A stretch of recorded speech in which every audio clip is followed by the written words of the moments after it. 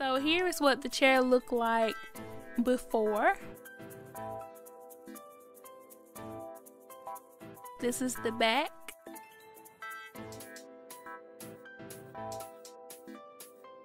And this is the bottom of the chair.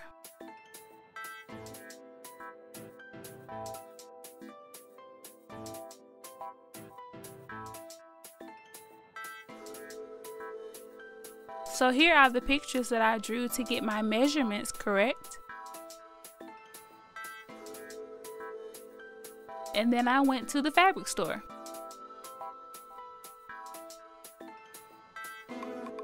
These are the patterns. And here is a clip of the pattern laying on the fabric.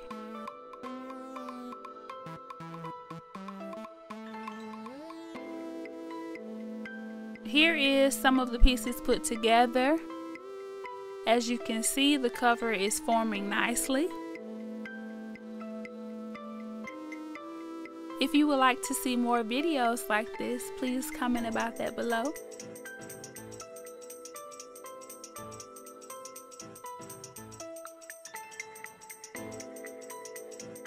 And here is the finished cover.